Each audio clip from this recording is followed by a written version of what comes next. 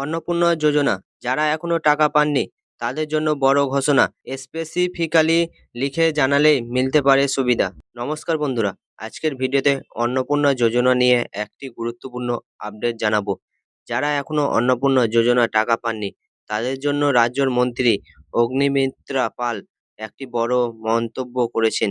তিনি বলেছেন, যদি নির্দিষ্ট অভিযোগ থাকে তাহলে লিখিতভাবে জানালে বিষয়টি খতিয়ে দেখে ব্যবস্থা নেওয়া হবে। প্রথমে জানা যাক বিষয়টি কি।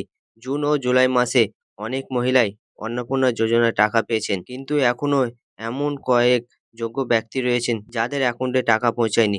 এই বিষয়ে অগ্নিমিত্রা পাল বলেন, সরকারের লক্ষ্য হলো প্রকৃত উপভোক্তাদের কাছে এই সুবিধা পৌঁছে দেওয়া।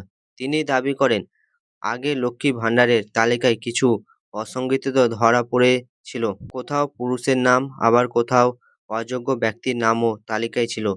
সেই কারণে নতুন করে যাচাইয়ের কাজ করা হয়েছে।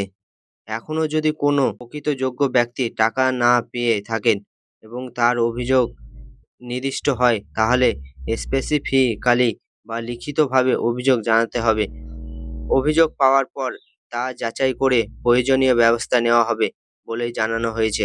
আপনারা যদি এখনো অন্নপূর্ণা যোজনা টাকা না পেয়ে থাকেন তাহলে আতঙ্কিত হওয়ার দরকার নেই। প্রথমে নিজের আবেদন নথিপত্র এবং ব্যাংক অ্যাকাউন্টের তথ্য ঠিক আছে কিনা তা যাচাই করুন।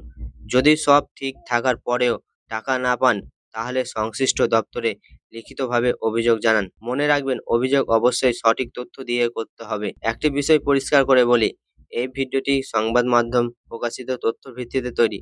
সরকারিভাবে নতুন কোনো নির্দেশ বা বিজ্ঞপ্তি প্রকাশ হলে সেটি চূড়ান্ত বলে গণ্য হবে। এই ধরনের সরকারি প্রকল্পের আপডেট সবার আগে পেতে ভিডিওটি ভালো লাগলে লাইক করুন, চ্যানেলটি সাবস্ক্রাইব করুন, বন্ধুদের সঙ্গে শেয়ার করুন। ধন্যবাদ বন্ধুরা।